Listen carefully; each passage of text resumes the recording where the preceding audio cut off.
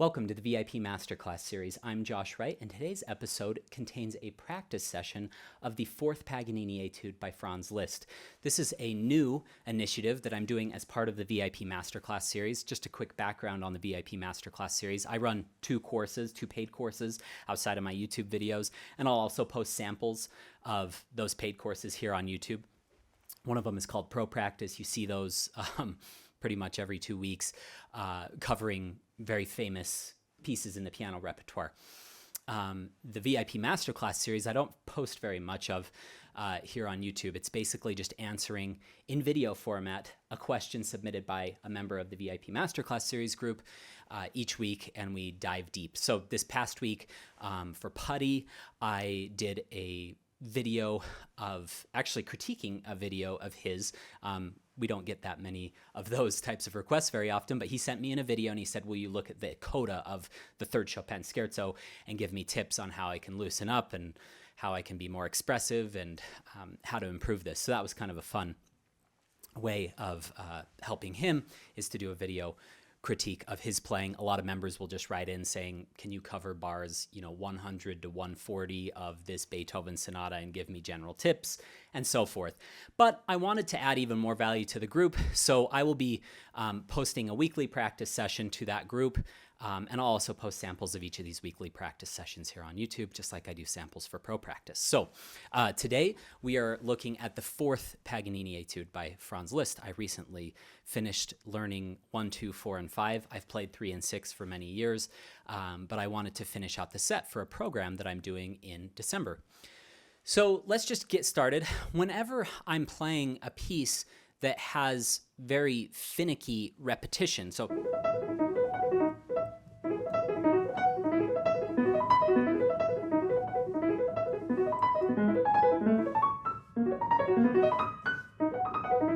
you're seeing all that, or even that.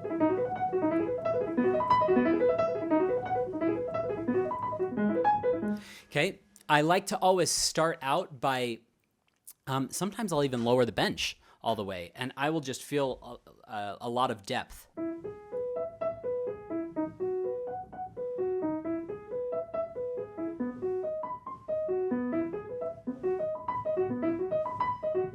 By the way, I forgot to mention one thing before we dive head first into this.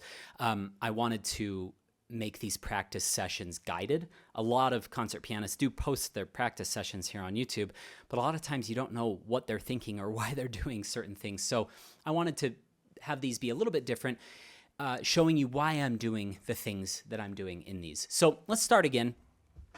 Let's just take a short clip of this to warm up. Let's just take the first page even. I might lower my bench all the way. Just the reason I like that is it feels a lot of times like there's extra depth when you lower your bench.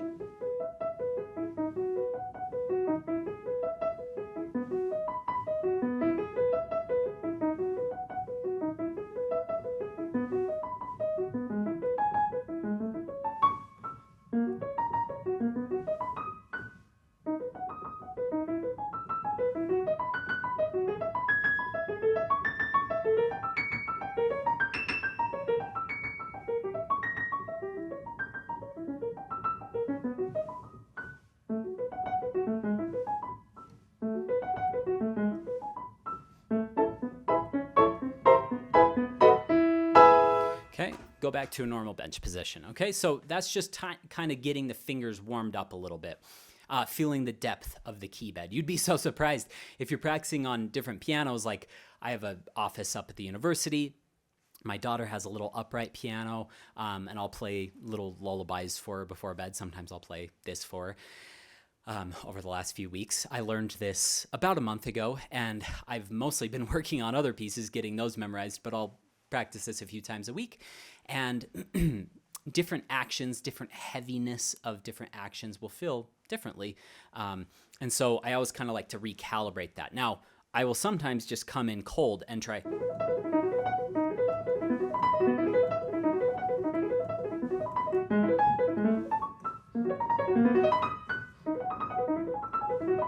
I'll just try that in tempo just to give myself kind of that shock factor if I'm performing on a piano that is unfamiliar and I don't have a chance to warm up before, I don't know why I'd be starting with Etude number 4.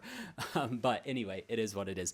So as you can see, there was a few notes in there that are unclear. One interesting thing is this piano, compared to that piano, for instance, doesn't have as good of a repetition. It doesn't bounce back as fast. And it's got a good repetition, but it's not as fast as some pianos.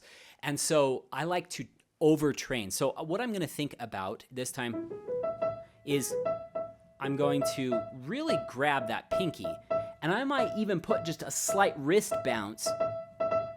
I might even do this type of practice. Up. Okay.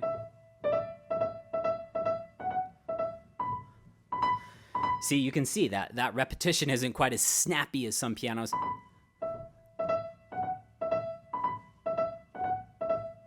And part of it is user error too. I need to get off those keys a little faster. But different pianos will have different reaction points. So if your piano's extra slow, you gotta really come off that.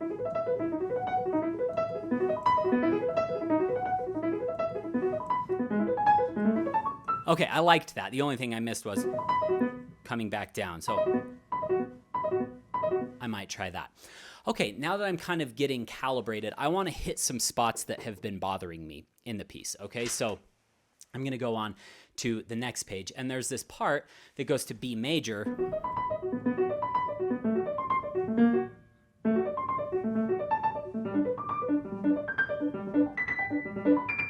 That part really bothers me right there. But let's just take the B major part.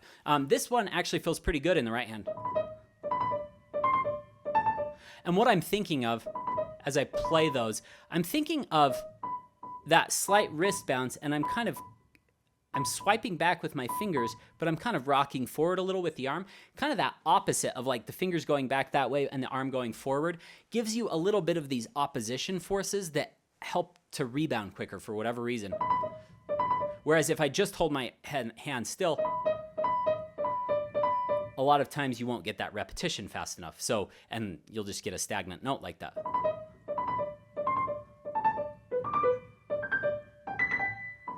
And those big jumps, what I'm thinking of is I'm thinking of coming off and thinking of just doing a little semicircle. Okay, the right hand doesn't bug me nearly as much as the left hand. This left hand, the fingering's just a little awkward. 1, 4, 3, 1. And I've tried 1, 3, 2, 1. It just feels a little bit too twisted and spread out. So what I'm gonna do is I'm just gonna go through here. I'm just gonna isolate this left hand. Just gonna try to get that a little snappier.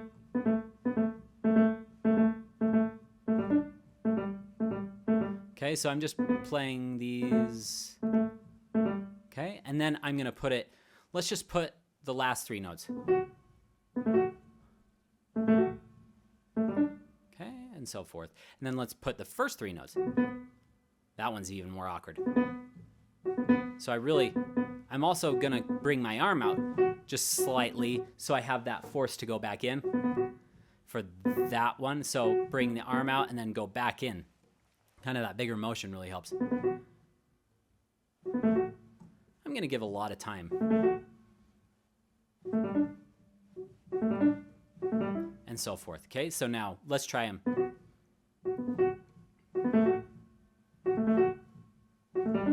And so forth. Okay, now right hand.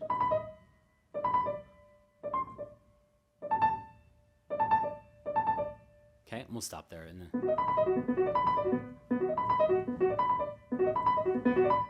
I'm just going to do that a bunch of times.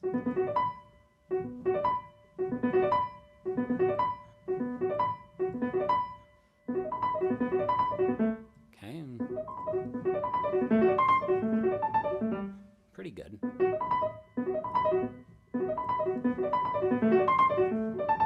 Ooh, that one was bad here. The The thing that I notice a lot of times is that my left hand will lock a little bit more than my right hand.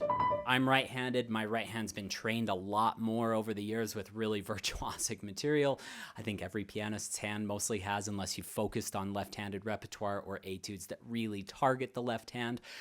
Usually pianists' right hands are more developed than their left hands. Even if you are left-handed, I had a student one time who was left-handed and his right hand was still more trained than his left hand, just because of the rigors that it goes through. So what I'm focusing on is I'm really focusing on making sure that left hand doesn't lock and do that. I'm also thinking of being very buoyant. So,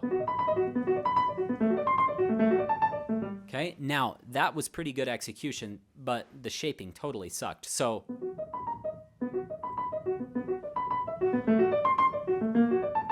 okay, I missed a couple notes, but the shaping's better.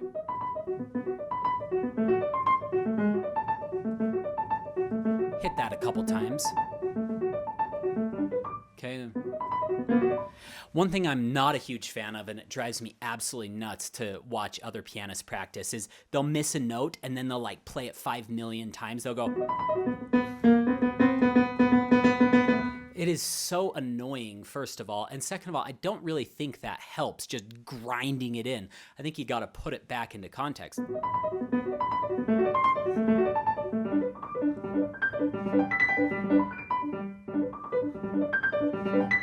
Okay, let's take that